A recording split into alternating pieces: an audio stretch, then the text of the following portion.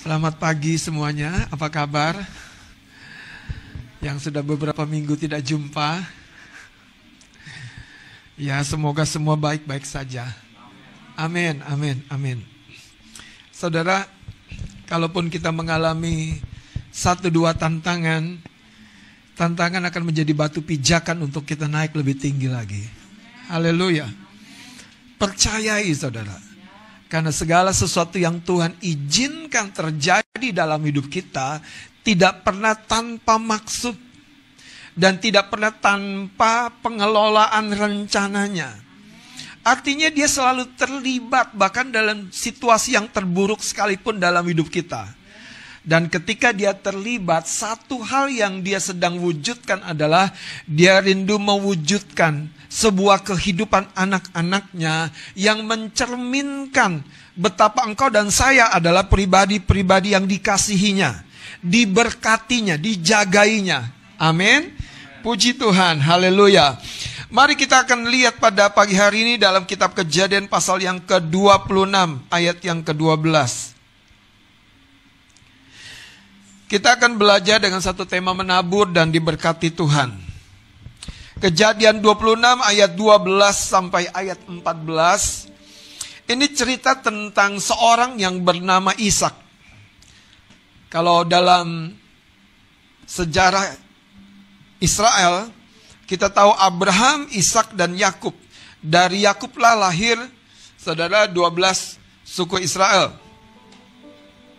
Dan Ishak adalah keturunan berikutnya setelah Abraham.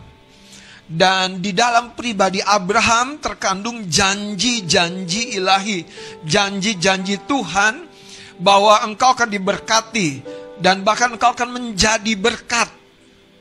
Dan bicara berkat ini bukan hanya bicara materi.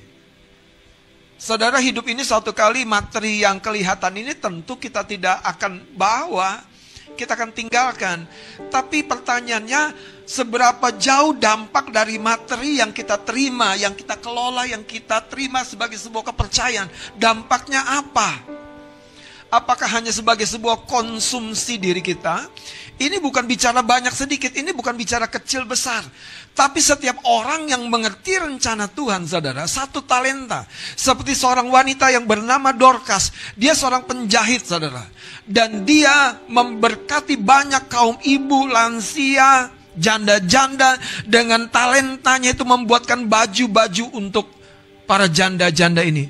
Dan Dorcas sangat-sangat menjadi berkat. Dan satu ketika dia meninggal, Alkitab yang mencatat di dalam Kisah Para Rasul, jemaat mendengar ada Rasul Petrus pada waktu itu dan kemudian membawa Dorcas, membawa Rasul Petrus berjumpa dengan Dorcas. Dan kemudian apa yang dilakukan? Dorcas mengalami kebangkitan dari kematiannya. Wow. Itu sebuah peristiwa yang terjadi bukan tiba-tiba. Dorcas kalau bisa dikatakan bukan orang sembarangan. Dorcas orang yang berdampak, orang yang diingat. Saudara, engkau dan saya satu hari akan kembali. Biarlah engkau dan saya diingat akan keberdampakan hidupmu. Amin. Haleluya. Kejadian 26 ayat 12 sampai ayat 14 kita akan baca bersama-sama. Mari kita bangkit berdiri. Haleluya. Kejadian 26 ayat 12 kita mulai akan baca 2-3. Maka menaburlah Ishak di tanah itu, dan dalam tahun itu juga ia mendapat hasil 100 kali lipat, sebab ia diberkati Tuhan. Dan orang itu menjadi kaya, bahkan kian lama kian kaya, sehingga ia menjadi sangat kaya. Ia mempunyai kumpulan kambing domba dan lembu sapi serta banyak anak buah, sehingga orang Filistin itu cemburu kepadanya. Silakan duduk, puji Tuhan, terima kasih. Kekasih-kekasih Tuhan, cerita Ishak ini sebetulnya bukan cerita yang baru. Tapi ada pelajaran-pelajaran rohani yang merupakan dasar dari kehidupan orang percaya.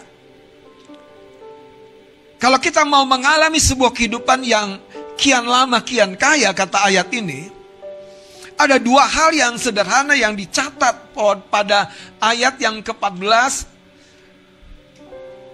pada ayat yang ke-12 dulu. Maka menaburlah Ishak di tanah itu. Katakan menabur. Saudara, tentu untuk dapat menabur dengan baik, engkau harus menggarap tanah tersebut. Jadi ini bukan sebuah catatan pendek kecil yang tanpa makna. Seorang petani yang bijak bukan hanya menggarap ladang, bukan hanya menggemburkan tanah, tapi dia mempersiapkan benih yang terbaik untuk dilepaskan dari tangannya. Dan tidak berhenti sampai di situ. Ketika benih jatuh di tanah yang dipersiapkan, benih itu pun dijaga, saudara, supaya benih tersebut dapat tumbuh. Ishak menabur. Tetapi yang menarik catatan Alkitab kalau kita baca pada Kejadian 26 ini, Ishak menabur di tahun kesulitan. Di masa ketika segala sesuatu harusnya kita kencangkan ikat pinggang. Sebetulnya sederhananya, Ishak memiliki sebuah konsep berpikir yang bagus. Perbesar aset, maka engkau akan menikmati keuntungan atau buah dari aset. Aset yang dimaksud itu apa? Ladang, benih, tapi yang digarap. Kehidupan yang diberkati Tuhan bukan sekedar bekerja. Kehidupan yang diberkati Tuhan bukan sekedar ibadah, bukan sekedar mencari Tuhan. Tapi ada dua bagian yang menyatu di dalam cerita ini. Ketika Ishak menabur, ketika Ishak bekerja, dan dia mendapat hasil berapa kali lipat? 100 kali lipat. Kalau Anda menabur 100 biji gandum, Anda akan menghasilkan apa? 100 tangkai atau apa namanya gandum. Pada satu tangkai gandum itu mungkin ada beberapa ya seperti jagung lah, ada beberapa buah jagung. Yang pada beberapa buah ada sekian banyak, saya tidak tahu. Artinya saudara, selalu ada pelipat gandaan. Tapi itu dimulai ketika kita berpartisipasi, kita melakukan bagian kita. Saudara, jangan kecilkan bagian kita dan kita besarkan bagian Tuhan. Gak bisa, selalu ada keseimbangannya. Masalahnya adalah gini, saudara. Hidup kita tuh mengalami beberapa fase. Yang pertama, ketika kita lahir sebagai bayi, tanggung jawab orang tua lah yang mutlak. Kita cuman oet dan dapat makan. Nangis diberesin. Teriak didampingi si mbak. Dek, kenapa dek? Oe. Si mbak langsung ngerti, ambil susu, botol, kocok. Nggak oe lagi. Tapi ketika Tuhan mau hidup kita makin dewasa, kita harus bekerja. Kita punya tanggung jawab. Kita punya bagian yang harus kita lakukan. Ishak masuk di tahun yang sukar. Tetapi sebuah pesan yang menarik, ketika dia berpikir-pikir untuk pergi ke Mesir, mencari-cari jalan di dunia ini dengan cara-cara dunia, Tuhan berkata, tinggal Ishak di tempat di mana engkau kutuntun. Yaitu di mana? Di Gerar. Gerar itu wilayah Filistin. Dan Ishak tinggal sebagai orang asing. Tetapi yang menarik, bekerja bukan karena engkau merasa aman.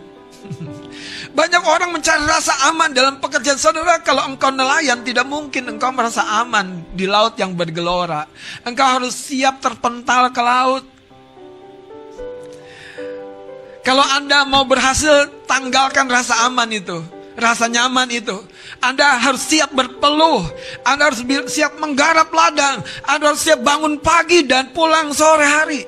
Bekerja keras adalah sebuah karakter Kristiani yang sesungguhnya. Saudara, Filipi pasal yang pertama, kalau Anda lihat Filipi pasal yang pertama ayat yang kedua, Rasul Paulus sendiri berkata, tetapi jika aku harus hidup di dunia ini, itu berarti bagiku bekerja. Itu berarti bagiku bukan hanya menerima topangan, tapi bagiku bekerja.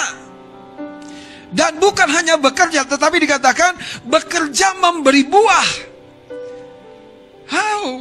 Saudara, Tuhan rindu bukan hanya memberkati kita supaya kita bisa hidup dalam tingkatan yang rata-rata, tapi Tuhan ingin melipat gandakan apa yang kita kerjakan dengan cara Dia memberkati benih-benih yang kita tabur. Dia memberkati usaha pekerjaan tangan kita. Dia memberkati apapun yang kita upayakan. Haleluya. Amin, saudara. Karena itu menabur, ini bukan sekedar, saudara, melepaskan taburan. Menabur ini artinya kita tahu ladang yang kita mau taburkan benih siap. Bahkan di musim di mana segera akan turun hujan. Supaya apa? Benih yang kita tabur mendapat air. Kalau kita menabur di musim yang salah, di mana tidak akan turun hujan, ceritanya akan berbeda. Saudara, menabur dan diberkati Tuhan. Dan dampaknya yang menarik pada ayat ini, coba kita lihat, saudara. Dan orang itu menjadi kaya, bahkan kian lama kian kaya. Orang itu menjadi kaya. Orang itu menjadi punyanya banyak. Coba lihat kalimat-kalimat berikutnya. Bahkan kian lama kian kaya sehingga ia menjadi sangat kaya. Ia mempunyai apa? Bukan 2-3 ekor, tapi kumpulan. Dia punyanya banyak. Sama kasih tahu Bapak Ibu. Sebetulnya Tuhan mau memberkati dengan cara memultiplikasi yang 1-2 dalam hidupmu. Ide-ide kreatifmu jangan izinkan berhenti. Jangan izinkan berhenti. Berkaryalah. Berkaryalah. Bang, aku bukan ide, aku bisanya dengan tanganku bekerja. Ya, lakukan, saudara. Karena segala sesuatu yang engkau lakukan di dalam rencana Tuhan, Tuhan terlibat di dalamnya. Segala sesuatu yang engkau lakukan di dalam rencana Tuhan, Tuhan terlibat di dalamnya. Dan kalau Tuhan terlibat, Anda baca di Alkitab, yang berangkat pagi, yang berangkat siang, yang berangkat sore, di ladangnya mereka terima upah yang terbaik. Itu Tuhan. Dia Tuan, Dia bos yang tahu mengganjar kita. Wow, haleluya. Saudara, menabur dan diberkati Tuhan. Menabur dan diberkati Tuhan. Rasul Paulus berkata, tetapi kalau aku harus hidup di dunia ini, di dunia seperti apa engkau sedang hidup. Tetapi kalau aku harus hidup di dunia ini, itu berarti bagiku bekerja. Ada sebuah gairah di dalam perkataan Paulus ini. Anda tangkap nggak?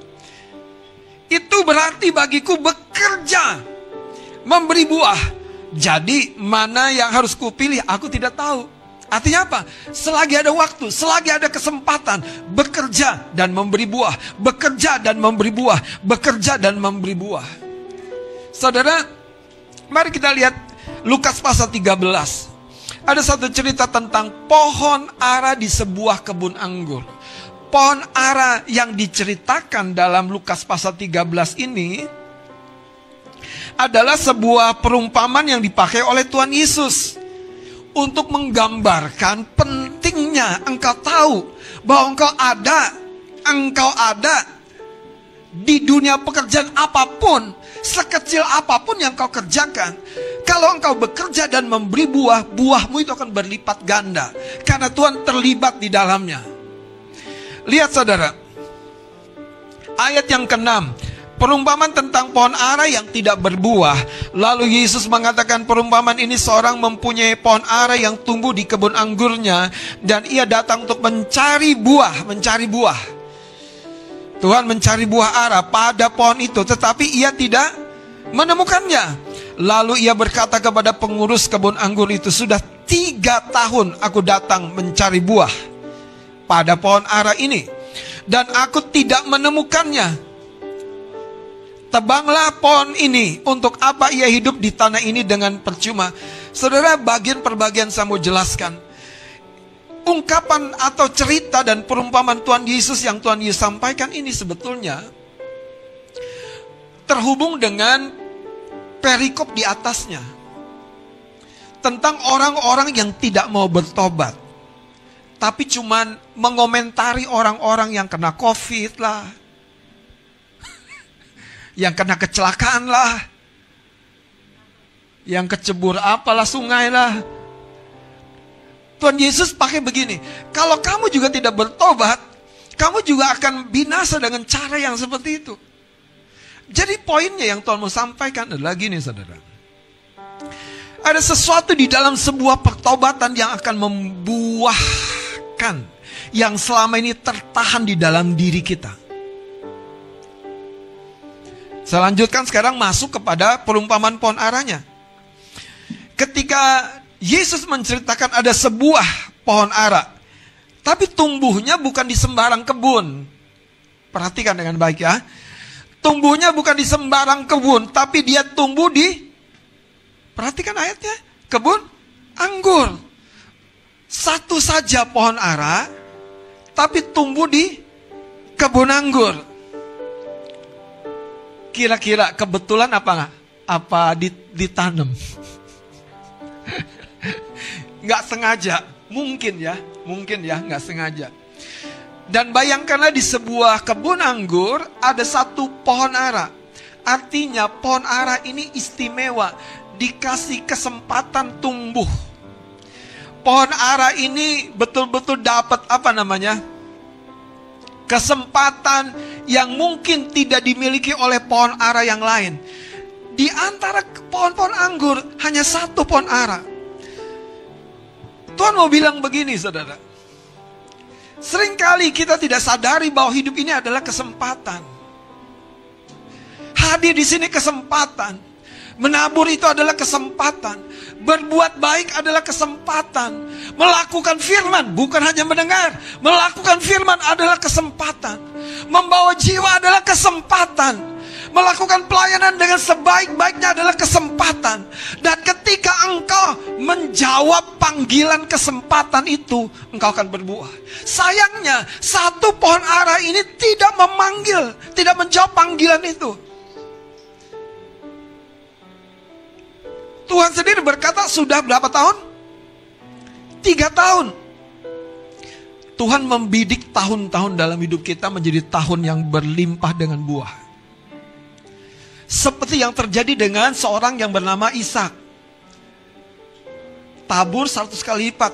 Tuhan membidik. Itu artinya hidupmu punya sebuah sasaran dan target, yaitu hidup berbuah. Bahkan buahnya bukan sekedar berbuah, karena diberkati Tuhan 100 kali lipat. Jadi ada faktor kita bekerja, ada faktor kita melakukan yang terbaik, ada faktor di mana kita buat rencana, ada faktor di mana kita bangun pagi-pagi dan pulang malam-malam. Haleluya. Ada faktor kita menahan kantuk, ada faktor kita mengembangkan diri. Ada faktor dari diri kita sendiri, tapi ada faktor di mana Tuhan memberkati yang kita lakukan. Saudara, banyak orang kadang-kadang ya, dia mau memperkecil bagian dia mau memperbesar bagian Tuhan. Yang penting Tuhan berkati 100 kali lipat. Yang penting kan firman-Nya berkata, Tuhan memberkati 100 kali lipat. Saudara, itu mentalitas yang salah. Karena Tuhan tidak pernah mengajar seperti itu. Dia mengajar kita bekerja, bukan sekedar menabur. Ya memang kita pasang lotre, cap cip cup nomor berapa, dapat saya nggak pakai tabur deh, nanti salah soalnya. Pasang 1 juta dapat 100 juta gitu, mimpi kali. Saudara, tapi kalau kita di dalam Tuhan, lihat yang terjadi dengan Ishak, ada pelipat gandaan, ada multiplikasi. Karena itu lakukan segala satu bagian kita dengan cara yang terbaik yang bisa engkau manifestasikan dalam keberadaanmu, dalam kesempatanmu. Pohon ara ini tumbuh di satu kebun anggur. Tapi sayangnya saudara, pohon ara ini tidak menghasilkan buah pada tahun pertama. Tidak menghasilkan buah pada tahun kedua. Tidak menghasilkan buah pada tahun ketiga. Sudah berapa tahun kita ditumbuhkan Tuhan? Pada tahun pertama, si tuan yang empunya kebun datang, belum ada buah. Kasih kesempatan tahun kedua, tidak ada buah. Kasih kesempatan tahun ketiga, tidak ada berbuah. Itu sebabnya perikop ini terkait dengan perikop di atasnya. Kalau kamu tidak bertobat, engkau tidak akan menghasilkan buah kerajaan Allah. Yang menarik dalam cerita ini, saudara, makanya menabur dan diberkati Tuhan, ada bagian kita. Ketika engkau setia, terlebih lagi Tuhan yang sangat-sangat setia. Dia tidak mungkin membiarkan engkau menabur dengan air mata, pulang dengan air mata lebih berlinang lagi, nggak mungkin, saudara. Ayatnya berkata apa? Sekalipun kau maju menabur dengan air mata, kau pulang dengan, beri tepuk tangan bagi Tuhan dong. Haleluya. Amin. Coba kembali lihat ayat ini, saudara. Tuhan berkata tebang, tebang, tebang. Bukan karena nggak tumbuh loh, tapi karena nggak berbuah. Karena dibilang kan, buat apa dia tumbuh? Tapi karena nggak berbuah. Hidup kekristenan harus berbuah. Coba kasih tahu kanan kiri, aku akan berbuah. Wah.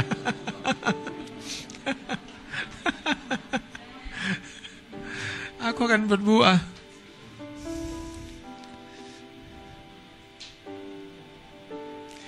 Lihat saudara, ayat yang ke-8 sekarang. Jawab orang itu. Jadi ketika si bos bilang tebang saja, pengurus kebun anggur itu bilang begini, Tuhan biarkanlah dia tumbuh tahun ini lagi. Aku akan mencangkul tanah sekelilingnya dan memberi pupuk kepadanya. Mungkin, lihat, tahun depan. Jadi tahun-tahun dalam hidup kita itu bukan tahun-tahun yang kosong. Gak mungkin kalau engkau bersama dengan Tuhan akan jadi tahun yang kosong. Pohon ara di tengah kebun anggur ini, pohon ara yang satu ini tidak menghasilkan buah. Ternyata saudara, ada masalah. Ada masalah. Dia tidak bekerja sebagaimana harusnya. Tapi dalam cerita ini dijelaskan pada ayat 8-nya. Ternyata pengurusnya yang harusnya membantu, mungkin dalam tanda kutip lalai. Makanya ketika Tuhan mengancam, si pengurus ini bilang, Tuhan, biarkanlah dia tumbuh tahun ini lagi. Aku akan apa? Mencangkul tanah sekelilingnya dan memberi pupuk kepadanya. Mungkin tahun depan ia berbuah, jika tidak tebanglah dia. Hari ini biarlah firman ini mengingatkan kita, saudara.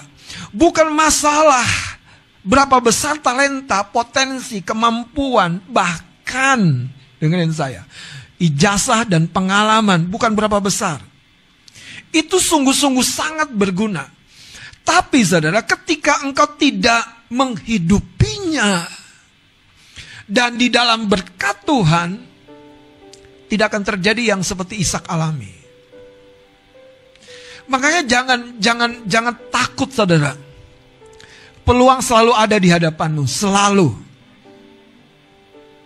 Tapi kalau engkau tidak memiliki faktor yang di dalam, yang namanya kemauan, yang namanya kegigihan, yang namanya saudara disiplin, yang namanya tadi bekerja memberi buah. Rasul Paulus bilang, Tuhan terhalang untuk memberkati kita.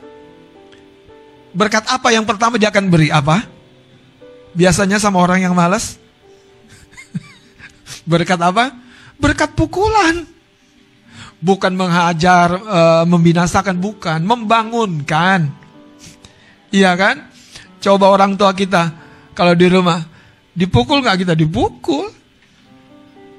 Tapi tujuannya bukan apa? Bukan bikin sakit, tapi bangun.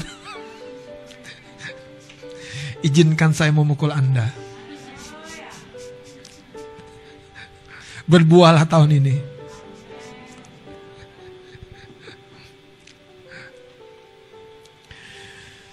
Puji Tuhan.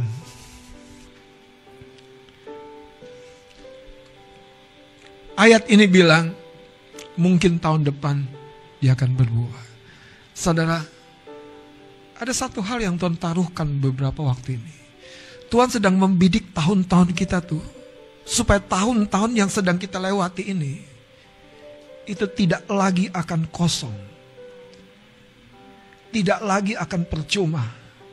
Tidak lagi akan sepertinya, bayangkan saudara, untuk dirinya saja tidak ada, apalagi berdampak. Masalahnya sederhana, ternyata si pengurus kebun anggur ini nggak tobat. Kerjasama lagi sama pohon aranya, nggak tobatnya. Si pohon ara, makasih, nggak usah dicangkulin, nggak usah dipupuk.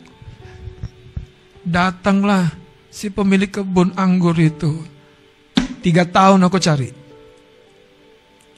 nggak ada buah. Buat apa hidup percuma? Waduh, haleluya. Kekasih Tuhan, doamu adalah pekerjaanmu. Pelayananmu adalah pekerjaanmu.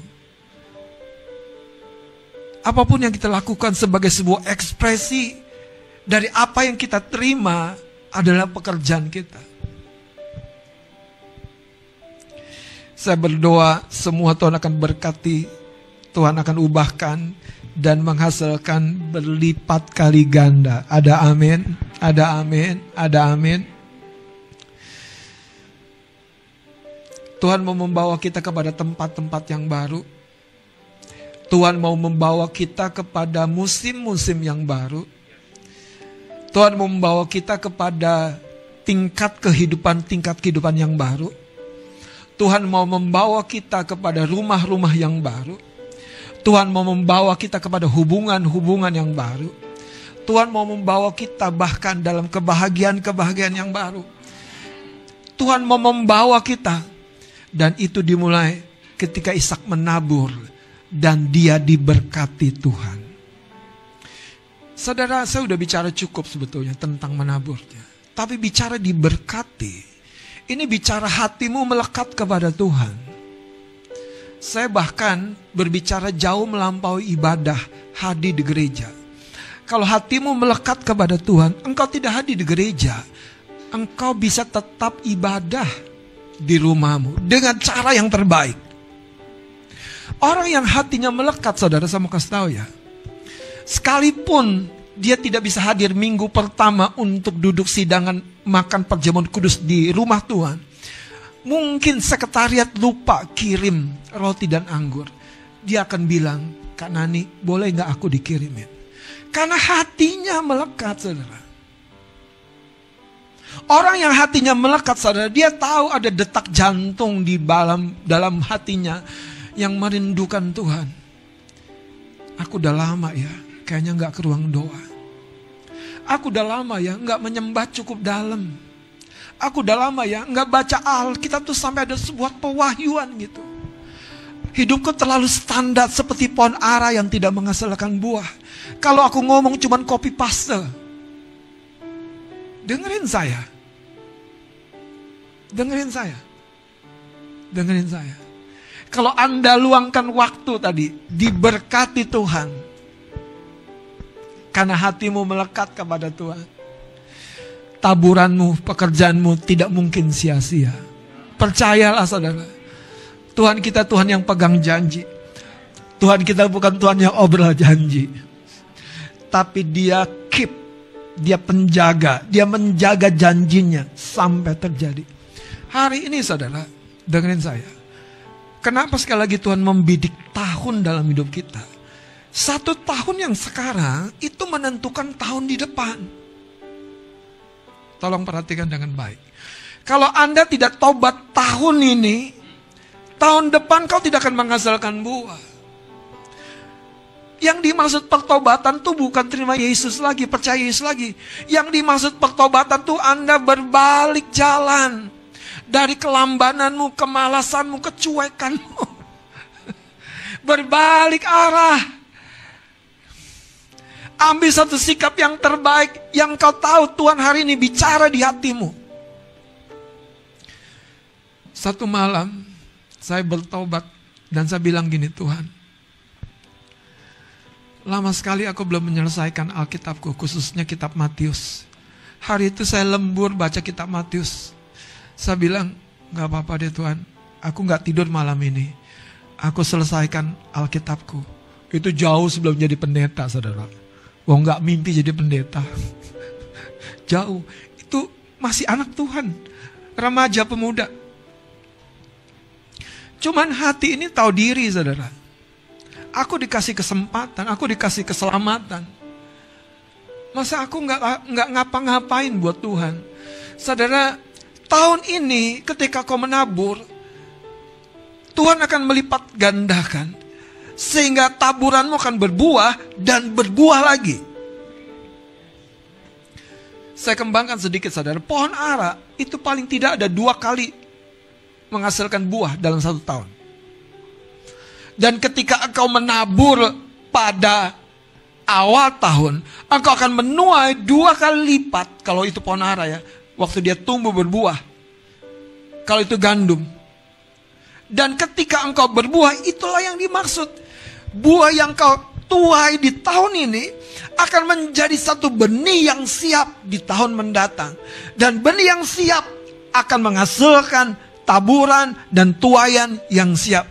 Itulah hidup yang terus diberkati Tuhan, diberkati Tuhan, diberkati Tuhan. Hari ini pesan saya, Bapak Ibu, jangan berhenti melakukan kebaikan ketika engkau tahu kebaikan itu adalah taburanmu. Jangan berhenti berkarya kalau engkau tahu karya yang kau sedang lakukan itu adalah kebaikan yang kau sedang lakukan. Jangan berhenti, saudara. Engkau mungkin bilang begini, belum ada keuntungan, belum ada pemasukan. Tapi ini yang bisa kau lakukan. Dengerin saya. Kalau hanya itu yang bisa kau lakukan, jelas saudara, Tuhan akan memberkati dari yang satu itu. 5 roti dan 2 ikan dihadapkan Yesus untuk memenuhi kebutuhan 5.000 jiwa. Hanya ini Tuhan. Hanya ini Tuhan. Dan ketika itu Tuhan menerima 5 roti dan 2 ikan itu dan memberkati dan memecahkannya. Sehingga ujungnya memberkati 5.000 jiwa bahkan lebih. Saudara, hari ini jangan izinkan kita kehilangan sudut pandang yang Tuhan mau taruh dalam hidup kita. Hidup kita harusnya berbuah. Para pelayan Tuhan pada bidang pelayanan manapun bertumbuh, berbuah, berkembang. Hidup kita bertumbuh, berkembang. Dan itu semuanya karena Tuhan memberkati. Amin. Mari kita bangkit berdiri.